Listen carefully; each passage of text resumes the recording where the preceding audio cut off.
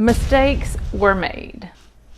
It happens. Everybody has regrets of some sort in the home buying process. And so I found it really intriguing. I came across a really fun article from BuzzFeed, and it was legit titled something like "The Worst Nightmares of First-Time Homeowners That They Will Never Repeat Again." So here we're going to discuss some of the ones that really resonated with me.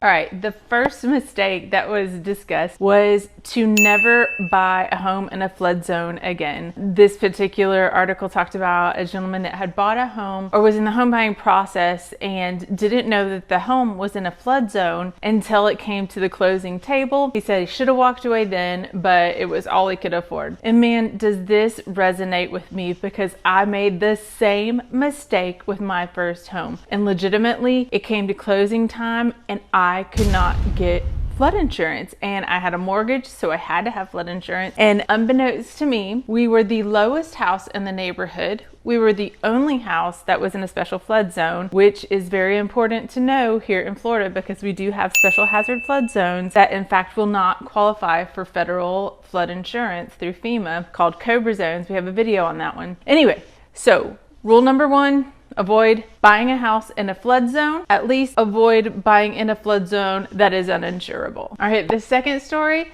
is titled "Not Identifying the Leaking Noise, the Leaking Water Sound Was a Big Mistake." These particular homeowners could hear water leaking and running somewhere, couldn't identify it. I'm assuming they didn't find it in their homeowner's inspection. Turns out after closing, they found that they had a broken spigot in this attic in the ceiling and had an entire wading pool area in the attic. So this is just going to be a reminder of many in this video. Go ahead and pay for a full and thorough inspection. The more money you put up front to the different levels of inspection you can get, the better you have in covering the whole picture of the home that you're buying. Okay, the third lesson learned is to not assume that because your new mortgage is going to be close to the same cost as your current rent, that you can afford that mortgage. Because on top of the mortgage, you need to not forget your taxes, your insurance, sometimes flood insurance, and then the host of things that are going to change that you need at a house, like a bug and pest bond, a termite bond. You're going to have maintenance and repairs, which is sometimes up to 3% of your mortgage cost each year. So know that there are a lot more expenses than just what you pay in rent, because in the renter's side, that homeowner is paying for it for you. The fourth regret that we're going to talk about is buying on a golf course. Now I know this is going to be based on like individual preferences, but I enjoyed this because I have also said never ever put me on a golf course. I personally want the privacy. I don't want people walking through my backyard. But this particular person pointed out another interesting fact that I actually never thought of, and it was the maintenance that's required to keep a golf course up. They bought a beautiful townhouse. It was pristine, beautiful, until they lived in it. And they said at the crack of dawn, every day, those maintainers were out there mowing and keeping up those lawns. And they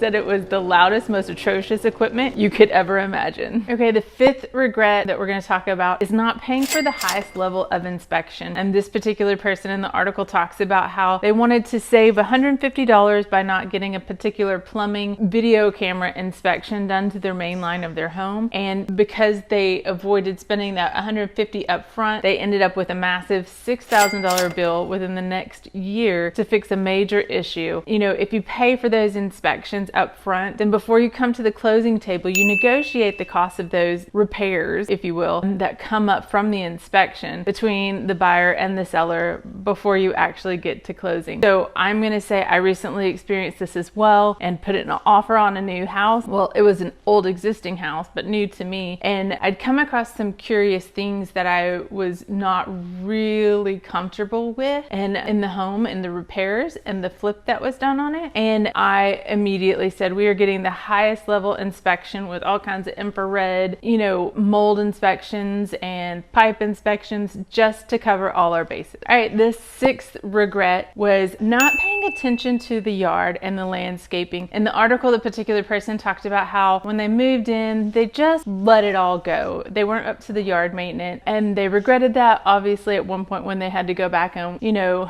in this area we'll say cut back all the kudzu. That stuff is very virulent. But I will also say from my own personal experience in buying one of our first homes, got lots of good regrets and mistakes that I've made. But I looked at this house and I said, it is stunning. That yard is beautiful. But I had never done yard work myself. And what I ended up doing was buying too much yard work. I had 2 little kids at the time and I could not keep up with these beautiful flower beds that were in the yard, much less the mowing. And I had bought at the top of my budget. So it was very difficult to hire someone to come and maintain it as well because it was so well designed in the landscaping. So don't overbuy with your landscaping. Know yourself. All right, this 7th regret that was told in this article was about not caring about the resale value of a house. When you buy a unique home to a market because it suits your needs, and this one talks about buying a teeny tiny house with a teeny tiny yard because it fit the couple's need, but when they turned around to resell it, they realized there were very few people that also had that niche. So just always have in mind, how hard is this going to be to resell, because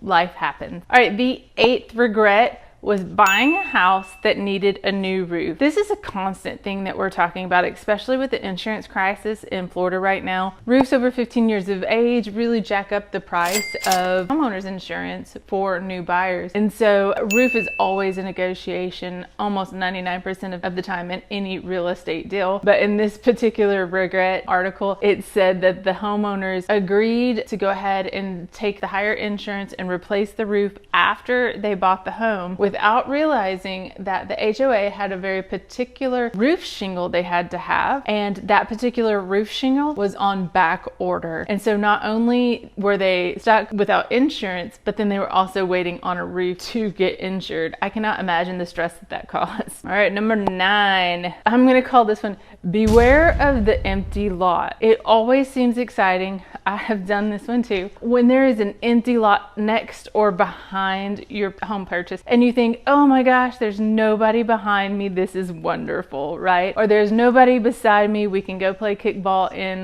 that field. And just word to the wise, 99% of the time, that lot is gonna get purchased and built on at one point or another, and you can't control what is built on the other side within, you know, the housing regulations. However, for us in our first home that we made this mistake in, there was an empty lot behind us and it was amazing until a developer came in and built 3-story townhomes, row of townhomes behind our single-story house. So it was like all these looming and intimidating townhouses now looking at me in my pool in my backyard. Talk about resale struggle. And number 10 regret is not shopping around for a mortgage. There was a particular person in the article that talked about how they lost thousands of dollars because they did not shop around. And this is really important. I'm working with some friends and customers now that feel a little uncomfortable shopping around for a mortgage. But let me tell you, mortgage lenders expect you to do that. They encourage you to do that. That is the way that business works. They play off of one another and they challenge one another to do better deals for you. So make sure that you shop around for your budget. Also for your mortgage, I would also say shop locally, because especially in our particular area where we do have so many interesting flood zones, regulations, condos, waterfront, there's a lot of local things that need to be taken in consideration that our local lenders know more about with our mortgages. So there you go. That is 10 regrets that new homeowners have made, and we hope that you can avoid them now that we have all lived through them to the other side. Jen and I post new videos every Thursday. We'll see you then.